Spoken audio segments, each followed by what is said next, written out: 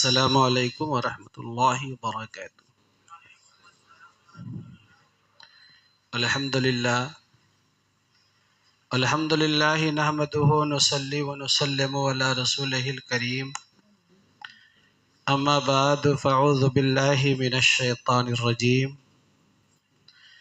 بسم اللہ الرحمن الرحیم۔ واما من خاف مقام ربہ ونہى النفس عن الہوى فإن الجنة هي المأوى۔ صدق اللہ المولانا العظیم وبلغنا رسولہ النبی الامین المتین الشفیع المبین المعین الکریم، ونحن علی ذلک لمن الشاہدین والشاکرین، والحمد للہ رب العالمین۔ پڑھیے درود پاک، اللہم صلی علی سیدنا مولانا محمد معدن الجود والکرم وعلی آلہ الکرام وبارک وسلم۔ صلو علیہ صلاۃ و سلام علیک یا رسول اللہ، صلو علیہ صلاۃ و سلام علیک یا حبیب اللہ، صلی اللہ تعالی علیہ وسلم۔ پیارے اسلامی بھائیوں، یہ ماہ صیام چل رہا ہے اور ماہ صیام کا الوداع جمعہ ہے۔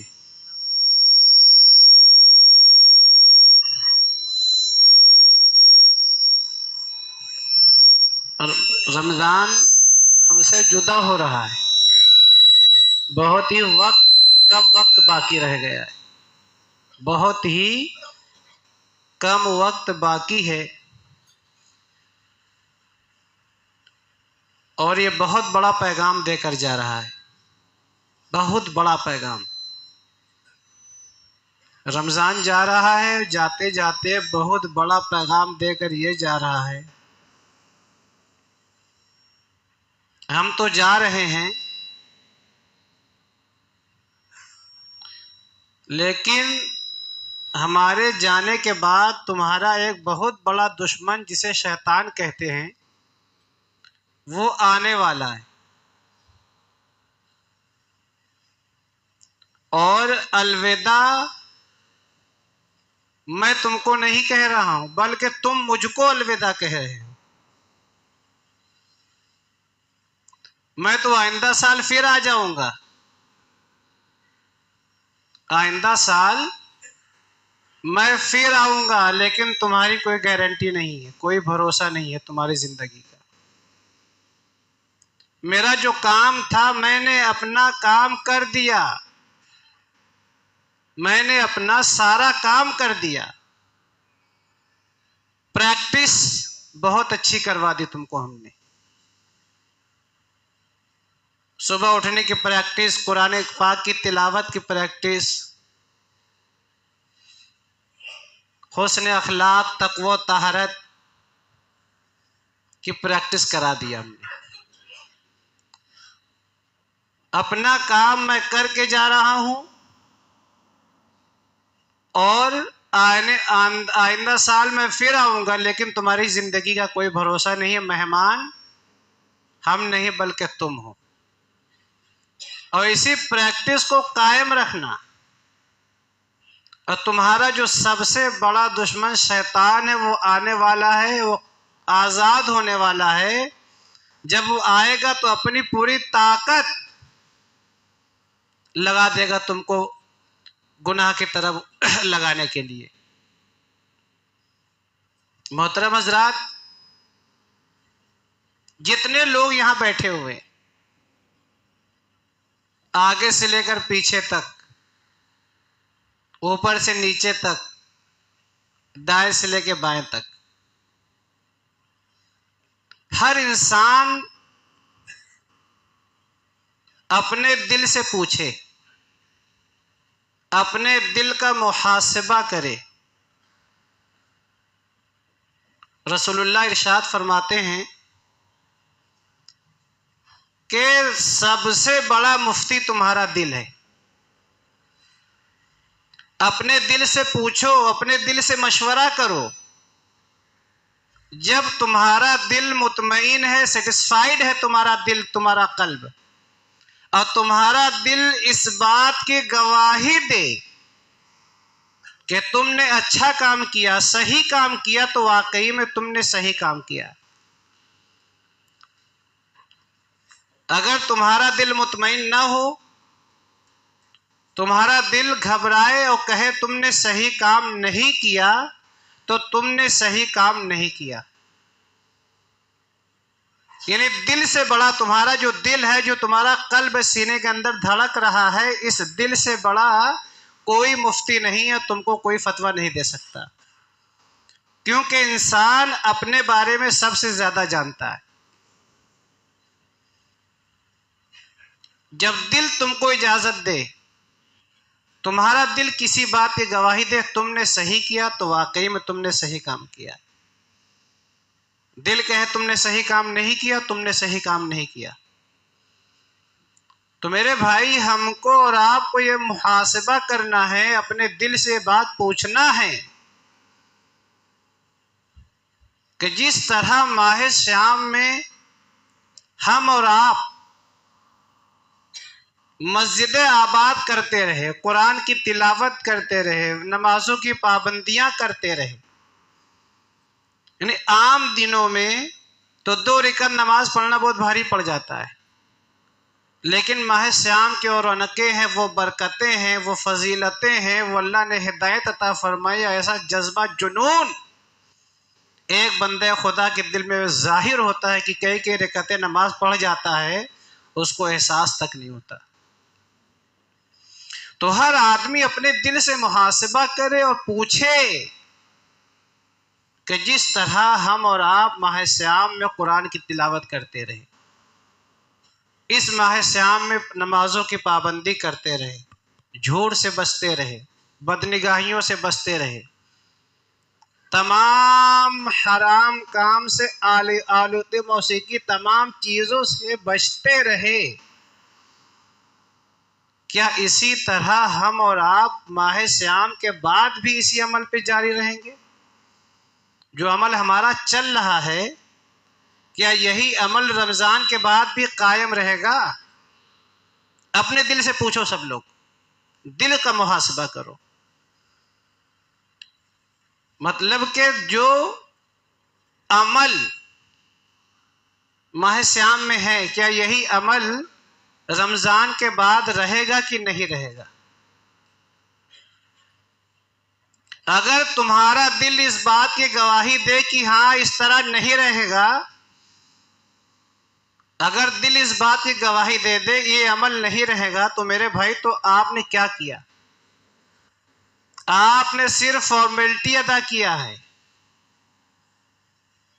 جو ہمارا کلچر ہے، جو ہمارا معاشرہ ہے، ہمارے معاشرے میں یہ بات رائج ہے کہ جب ماہ صیام کا چاند نظر آئے تو ٹوپی لگا مسجد میں پہنچ جاؤ. یہ معاشرے میں، کلچر میں یہ بات عام ہے، سب جانتے بھائی رمضان آ گیا، ٹوپی لگاؤ، مسجد پہنچو.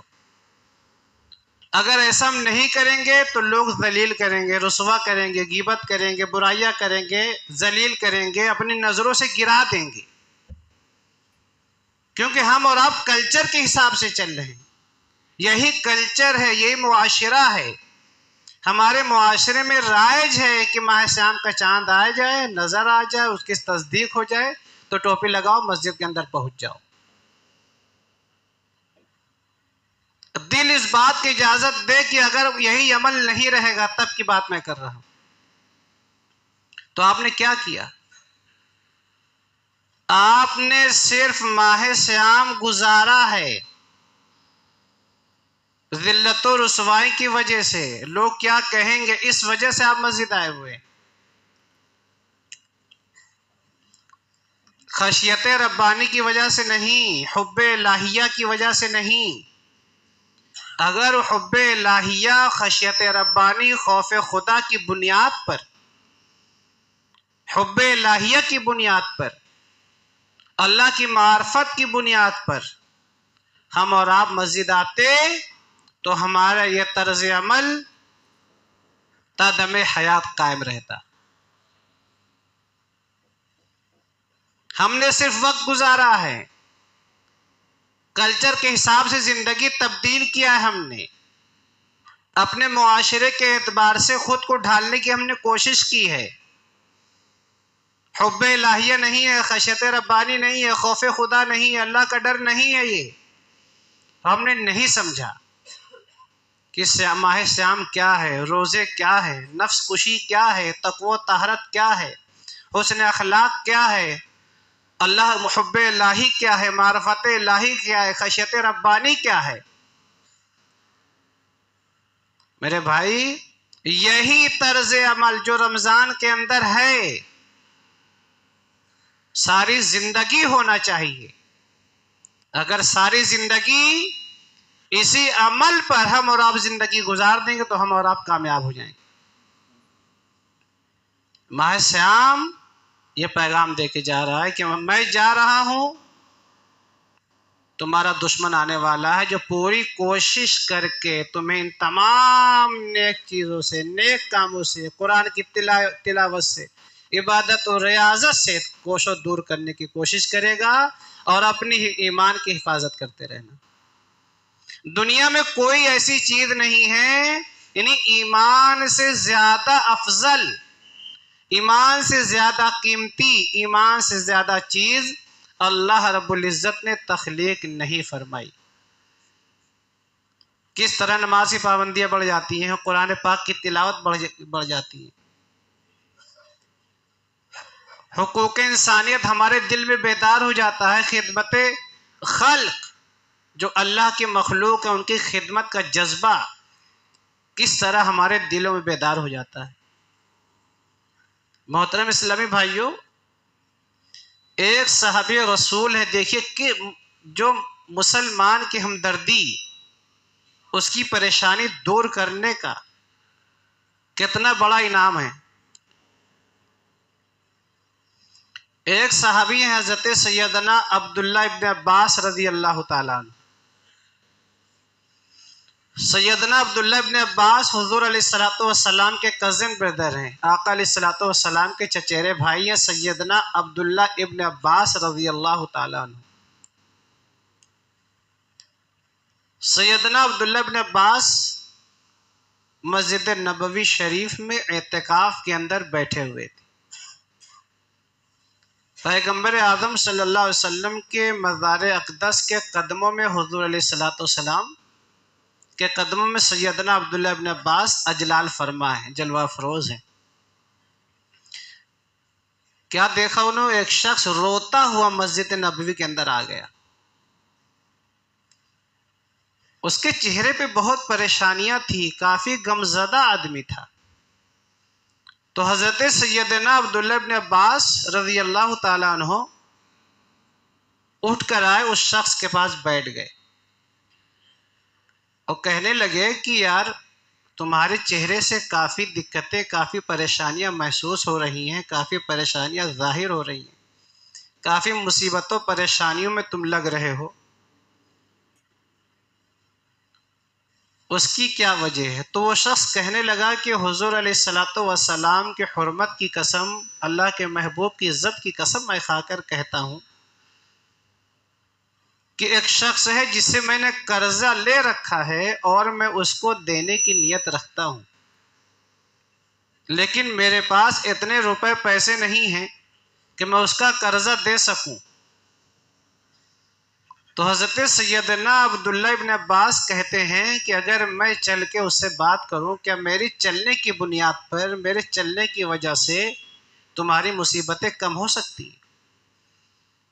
تو حضرت سیدنا عبداللہ ابن عباس رضی اللہ تعالیٰ عنہ مسجد نبوی سے باہر نکلے، چپل پہننے لگے. وہ شخص کہنے لگا، اے سیدنا عبداللہ ابن عباس، کیا آپ نہیں جانتے اس بات کو؟ آپ بھول گئے، آپ اعتکاف میں بیٹھے ہوئے. تو حضرت سیدنا عبداللہ ابن عباس رضی اللہ تعالیٰ عنہ ارشاد فرماتے ہیں کہ میں اللہ کے محبوب کی عزت کی قسم کھا کر کہتا ہوں، حضور علیہ الصلوۃ والسلام کی حرمت کی قسم میں کھا کر کہتا ہوں کہ میں نے ابھی کچھ دنوں پہلے ہی سنا ہے، کچھ چند دن پہلے سنا ہے حضور علیہ الصلوۃ والسلام کو فرماتے ہوئے کہ جو شخص کسی مسلمان کی ایک مصیبت دور کر دے گا تو اللہ رب العزت اس کو 10 سال کے اعتکاف کا ثواب عطا فرمائے گا۔ تو میں یہ عرض کرنا چاہوں گا کتنی بڑی فضیلتیں ہیں۔ کیا جو ہمارا عمل ابھی چل رہا ہے پریزنٹ ٹائم میں، کیا ماہ سیام کے بعد بھی چلے گا؟ اگر یہی عمل رہا تب جا کے ثابت ہوگا کہ ہم خشیت ربانی کے سبب مسجد میں حاضر آئے، خوف خدا کی بنیاد پر آئے، حب الہیہ کی بنیاد پر آئے ہیں۔ تو محترم اسلامی بھائیو، اب بھی وقت ہے، الوداع جمعہ ہے، زیادہ سے زیادہ عبادت کرے، ہو سکے جو وقت باقی ہے پورا ٹائم مسجد کے اندر گزار دیں، قرآن کی تلاوت کرتے رہیں، ذکر و اذکار کرتے رہیں، توبہ کرتے رہیں۔ کوئی مسلمان بھائی آپ سے ناراض ہے اس کو مناتے رہیں، جو روٹھے ان کو ملاتے رہیں۔ 4 لوگ ایسے ہیں جن کی مغفرت نہیں ہو سکتی اس ماہ سیام میں بھی، جان لیں آپ، اللہ نہ کرے اس میں ہم اور آپ شامل ہوں۔ اگر شامل ہیں تو اس کو ختم کریں میرے بھائی، کیونکہ جنت سے بڑھ کے کوئی چیز نہیں ہے نا۔ جنت ایک ایسی نعمت ہے کہ جسے کسی سوچنے والے نے سوچا ہی نہیں، کسی سننے والے نے سنا نہیں۔ بہت فضائل و برکات ہے، پورا قرآن میں بہت زیادہ اس کے بارے بتایا گیا، موضوع نہیں ہے جنت کا۔ 4 بدنصیب لوگ ایسے ہیں کہ جن کی مغفرت نہیں ہو سکتی۔ اب یہ آپ سمجھنے کی کوشش کریں، جب ماہ سیام میں جس وقت اللہ تبارک و تعالیٰ کی رحمت جوش میں ہے اور ہر روز اللہ تبارک و تعالیٰ 10 لاکھ لوگوں کی مغفرت فرما دیتا ہے افطار کے وقت، ایسے گنہگار جن پہ جنت حرام ہو چکی ہے گناہوں کی وجہ سے اور جہنم واجب ہو چکا ہے، اور جتنے پورے ماہ میں اللہ تبارک و تعالیٰ مغفرت کرا چکا، فرما چکا، اتنے ہی لوگوں کی مغفرت آج ہوگی، سب کے برابر جتنے کی ہو چکی ہے۔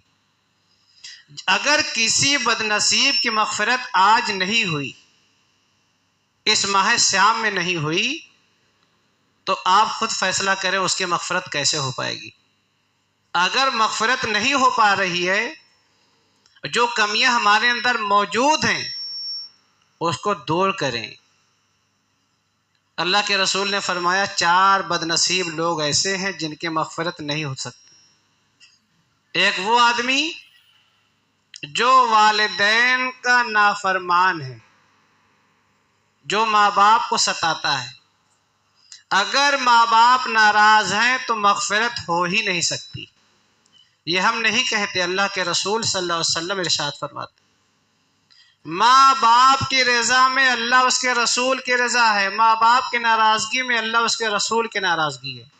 اگر تمہارے والدین تم سے ناراض ہیں تو مغفرت نہیں ہوگی۔ اگر زندہ ہیں جا کے توبہ کر لو، ان سے معافی مانگ لو، ان کے قدموں کو پکڑ لو، ان کو راضی کر لو۔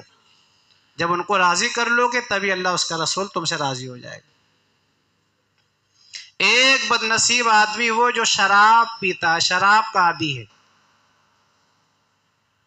اگر ہم آپ شراب پی رہے ہیں تو اللہ کی بارگاہ میں ڈر جائیں، توبہ کر لیں۔ جس طرح ماہ سیام میں ہم روکتے ہیں اپنے نفس کو، کوشش کرنے کے بعد اگر ہم کوشش کرتے ہیں تو جائز چیز چھوڑ دیتے ہیں میرے بھائی، کتنی بڑی بات میں بتا رہا ہوں، جزاک اللہ۔ اگر ہم آپ کوشش کرتے ہیں، جو جائز چیزیں ہیں، جائز چیز کو ہم چھوڑ رہے ہیں کوشش کرنے کی وجہ سے۔ ارے جب جائز چیز ہم چھوڑ سکتے ہیں، حلال چیز چھوڑ سکتے ہیں کوشش کرنے کے بعد، تو کوشش کرنے کے بعد حرام چیز ہم کیوں نہیں چھوڑ سکتے؟ ایک وہ آدمی جو ماں باپ کو ستا رہا ہے، اس کی مغفرت نہیں ہوگی ماہ سیام میں بھی، وہ اس بدنصیب کی۔ دوسرا وہ انسان جو شراب پیتا ہے، شراب کا عادی ہے، اگر کوئی پی رہا ہے توبہ کر لے، اگر مغفرت چاہتا ہے تو 2 آپشن اس کے سامنے، ایک شراب کو ایکسپٹ کرنا یا جنت کو ایکسپٹ کرنا، جہنم سے بچنا یا شراب کو پینا۔ تو بچے گا کیسے گناہوں سے؟ کوئی انسان گناہ سے بچے گا کیسے؟ قرآن کی صرف ایک آیت میں آپ کے سامنے پیش کر رہا ہوں، جس کو میں نے پڑھا تھا اس کا ٹرانسلیشن میں بتا رہا ہوں۔ وَأَمَّا مَنْ خَافَ مَقَامَ رَبِّهِ وَنَهَى النَّفْسَ عَنِ الْهَوَىٰ، اور جو اپنے رب کے سامنے کل قیامت کے دن کھڑے ہونے سے ڈر گیا۔ کس دن؟ جس دن اس سے نعمتوں کے بارے میں پرسش ہوگی، جو نعمتیں اللہ نے دیا ہے اس نعمت کو پوچھا جائے گا۔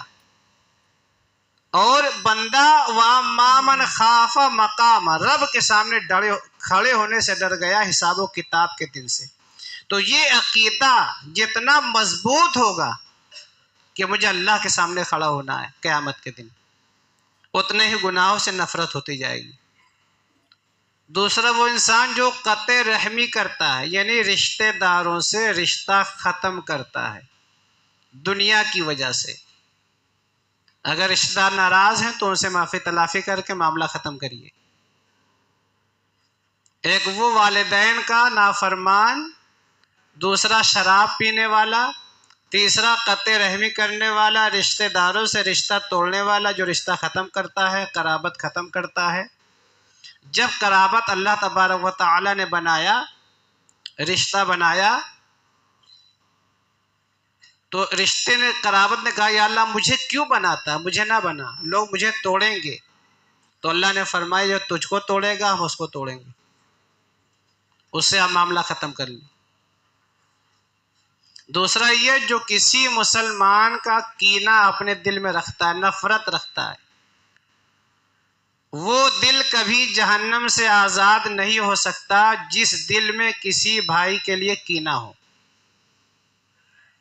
ابھی وقت ہے، بہت گھڑیاں باقی ہیں، اللہ کی بارگاہ میں آئیے، روئیے، توبہ کیجیے، تمام معاملوں کو ختم کیجیے اللہ کے رضا کے لیے، جنت کی محبت میں، جہنم کے خوف سے ان تمام معاملوں کو ختم کر لیجئے، تو اللہ اس کا رسول بھی آپ سے راضی ہو جائے گا، ہماری آپ کی مغفرت ہو جائے گی۔ یہ سب اس لیے نہیں ختم ہو پا رہا ہے، میں آپ سے پہلے بھی عرض کر چکا ہوں کہ گناہ کی دو قسمیں ہوتی ہیں، آپ جان لیجئے، حقوق اللہ بھی ہوتا ہے، حقوق العباد بھی ہوتا ہے۔ حقوق اللہ نماز وغیرہ میں آتا ہے، یعنی اللہ تبارک و تعالی حقوق اللہ معاف کر سکتا ہے، فَيَغْفِرُ لِمَن يَشَاءُ وَيُعَذِّبُ مَن يَشَاءُ، جب چاہے تو حقوق اللہ، لیکن حقوق العباد تبھی معاف ہوتا ہے جس کا حق ہم نے دبایا ہے، اس کے معاف کرنے سے معاف ہوتا ہے۔ تو میرے بھائی ہمیں اور آپ کو چاہیے کہ اپنے نازک بدن پہ رحم کریں، اللہ سے ڈر جائیں، جہنم کی آگ برداشت کرنے کے لائق نہیں ہم لوگ، تو توبہ کر لیں، رشتہ داروں کو منا لیں، شراب پی رہے اس کو چھوڑ دیں، ماں باپ ناراض ہیں ان کے قدموں کو پکڑ لیں۔ اگر ہم ایسا کرنے میں کامیاب ہو گئے تو ہمارا رب ہم سے راضی ہو جائے گا، ہماری بھی مغفرت ہو جائے گی۔ مغفرت کوئی آسان چیز نہیں میرے بھائی، بہت ٹف چیز ہے، بہت مشکل چیز ہے۔ زیادہ تر لوگوں کو لگتا ہے کہ وہ غلط ہے، میں صحیح ہوں وہ غلط ہے، میں صحیح ہوں وہ غلط ہے، یہی میں ہی تم کو ختم کر رہی ہے۔ تو میرے بھائی باتیں بہت ہے کہ اللہ تبارک و تعالیٰ کی بارگاہ میں دعا ہے کہ اللہ ہمیں اور آپ کو عمل کرنے کی توفیق عطا فرمائے، سننے سے زیادہ عمل کرنے کی توفیق عطا فرمائے۔ اور صدقہ فطر 70 روپے قاضی شہر نے اس کی رقم بتایا کہ 70 روپے صدقہ فطر ہے۔ 70 روپے ہے، یہ لوگ صبح شام تک فون کرتے 70 روپے نکالنا چاہیے، ہم کہا جی زیادہ تو نہیں، ہم کہا زیادہ نکال سکتے ہیں، کم نہیں نکال سکتے۔ فمن تطوع خیرن فہو خیر اللہ، قرآن میں کہا فمن تطوع خیرن فہو خیر اللہ۔ یہ 70 روپے تو ہے، لیکن اس کے علاوہ تم جتنی زیادہ نیکی کرنا چاہو کر سکتے ہو۔ اور صدقہ فطر ایک ایسی چیز ہے کہ اس کو نماز عید سے پہلے ادا کرنا ہے، نماز عید سے پہلے اپنے طرف سے بھی ادا کرنا ہے، اپنے بچوں کی طرف سے بھی ادا کرنا۔ نابالغ بچے اگر 1 دن کا بچہ ہے اس کے طرف سے بھی صدقہ فطر آپ کو دینا ہے۔ جب تک آپ صدقہ فطر نہیں دیں گے، ادا نہیں کیے رہیں گے، آپ کے نماز روزے زمین و آسمان کے درمیان معلق رہیں گے، لٹکتے رہیں گے۔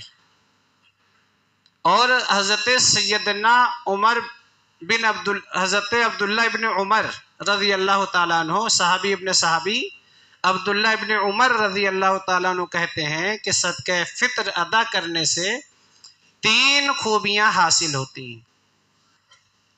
جو شخص پابندی کے ساتھ ہر سال صدقہ فطر ادا کرتا رہے گا تو موت کے وقت، نزا کے وقت، یعنی نزا کی سختیوں سے، موت کی تکالیف سے بچتا رہے گا، یعنی اس کی روح آسانی کے ساتھ اس کے جسم سے پرواز کر جائے گی۔ ایک فائدہ یہ ہوتا ہے۔ دوسرا فائدہ یہ فرمایا کہ صدقہ فطر ادا کرنے سے قبر کے عذاب کم ہوتے ہیں۔